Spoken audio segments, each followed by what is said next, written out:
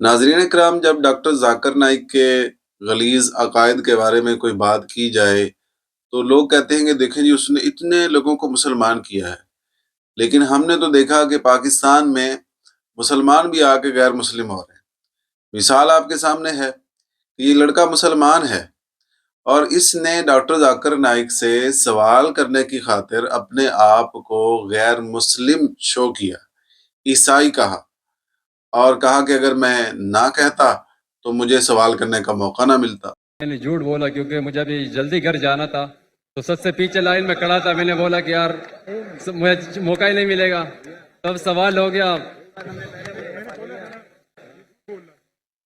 تو اگر آپ مسلمان ہیں تو آپ نے بہت بڑا گناہ کیا۔ اگر سوال پوچھنے کے لیے آپ نے کہا کہ میں عیسائی ہوں، یہ بہت بڑا گناہ ہے۔ اور ڈاکٹر ذاکر نائک کو جب اس بات کا علم ہوا تو اس نے کہا کہ آپ نے بہت بڑا گناہ کیا، حالانکہ یہ گناہ سے بھی اوپر کا جرم ہے۔ اگر کوئی بندہ مذاق میں بھی کہے کہ میں عیسائی ہوں یا میں ہندو ہوں، یا وہ کسی بھی باطل مذہب کا اپنے آپ کو نمائندہ شو کرے کہ میں فلاں مذہب کا ماننے والا ہوں، تو وہ فوراً کافر ہو جائے گا۔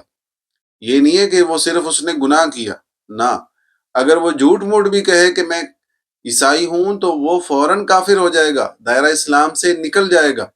ایک تو ڈاکٹر صاحب نے یہاں پر حکم شرع غلط بیان کیا کہ اس کو صرف اس نے گناہ کہا، اور پھر جو توبہ اس لڑکے نے کی، یہ توبہ کا طریقہ بھی غلط ہے کہ وہ ہنستے ہنستے توبہ کر رہا ہے، حالانکہ شرمندگی یہ توبہ کا بنیادی رکن ہے۔ اگر توبہ کرنے والے کو اپنے گناہ پر، اپنے جرم پر شرمندگی ہی نہ ہو تو وہ توبہ ہے ہی نہیں۔ یہ لڑکا مسکرا بھی رہا ہے اور توبہ بھی کر رہا ہے۔ توبہ تو نہیں کر رہا، صرف اس نے کلمہ ہی پڑھایا ہے، حالانکہ اس طرح اس کے اس جرم سے توبہ نہیں ہوگی۔ یہ تو ایک مثال ہمارے سامنے ہے، اس طرح کے اور پتہ نہیں کتنے لوگ ہوں گے جو صرف اس سے سوال کرنے کے لیے اپنے آپ کو غیر مسلم کہہ رہے ہیں۔ کوئی آ کے ہندو کہہ رہا ہے، کوئی آ کے اپنے آپ کو عیسائی کہہ رہا ہے، کوئی کیا کہہ رہا ہے، کوئی کیا کہہ رہا ہے۔ لہذا دوستو، بہت سارے لوگوں کو کسی کا مسلمان کر دینا یہ اس کے حق پہ ہونے کی دلیل نہیں ہے۔ حق پہ ہونے کی دلیل یہ ہے کہ اس کے عقائد قرآن و سنت کے مطابق ہوں۔